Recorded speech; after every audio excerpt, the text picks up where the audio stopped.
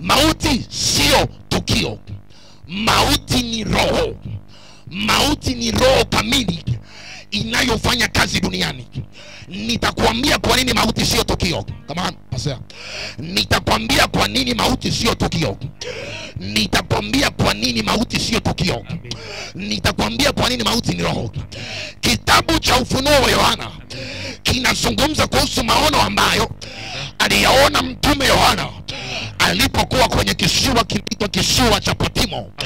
Mungu alimchukua Yohana mpaka kwenye kisiwa cha Patimo. Hicho kisiwa kilikuwa kimejaa mwamba, hakikaliwi na mtu yoyote. Kisiwa cha Patimo. Mungu akamchukua mtumishi wa Bwana Yohana mpaka kwenye kisiwa. Yohana anasema nini? Yohana anasema kisha nikaona farasi mwenye rangi ya kijivu kijivu. Kisha nikaona farasi mwenye rangi ya kijivu jivu, naye juu yake amepanda, naye juu yake amembeba mauti. Hajasema amenibeba tukio la kufa. Juu yake amembeba mauti, naye juu yake amembeba mauti, naye akapewa mamlaka katika ulimwengu. Ndiyo maana nakwambia mauti sio tukio, lakini mauti ni roho. Kwa hiyo kama roho ikiondoka ndani ya mwili wa mwanadamu, ndio inatokea kitu kinaitwanga mauti. Ndio inatokea kitu kinaitwa mauti. Pale ambapo roho itaondoka kwenye mwili wa mwanadamu, ndio inakuja kitu kinaitwa mauti. Na nisikilize nikwambie hivi, mauti is not a permanent issue. Mauti is a temporary issue. Mauti sio jambo la kudumu, lakini mauti ni jambo la muda mfupi. Unajua kwa sababu mwili wa mwanadamu ni kontena inayobeba roho. Ni kontena inayobeba roho. Ni kontena inayobeba roho. Huu mwili wa mwanadamu ni kava tu. Ndani ya mwili kuna roho, na wenye mamlaka ya Yesu wanaweza kuiita roho iliyochomolewa na ikarudishwa mara moja.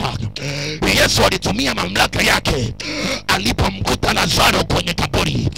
Alichokifanya Yesu, akumwambia Lazaro njoo. Kwa maana gani? Nisikilize nikwambie, wakati Yesu anamuita Lazaro, anamwambia Lazaro njoo. Alichokuwa anakiita ni roho ya Lazaro ambayo imetoka ndani ya Lazaro. Hapa nakuhubiria habari za ufufuo, ili unapoondoka kwenye ibada hii uende uviambie vitu vyako vilivyokufa vianze kufufuka. Kama ni ndoa yako imekufa, uende uiambie ifufuke. Amwaminie Mungu anaweza kufanya hata ishara zaidi ya zile ambazo Yesu alizifanya.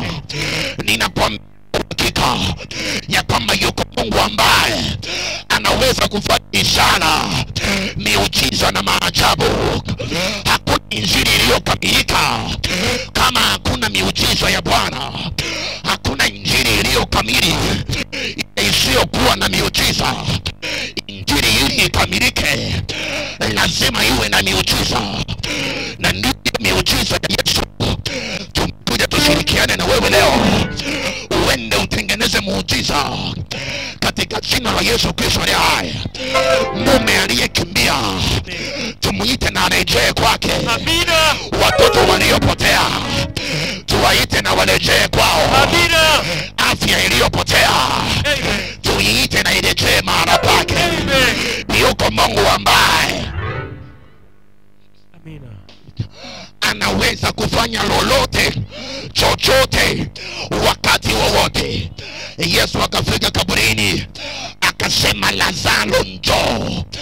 Alichofanya Yesu, ndani ya kaburi kuna kava, ndani ya kaburi kuna kontena la mwili wa Lazaro liko ndani ya kaburi, lakini roho ya Lazaro imerudi kwa wenyewe.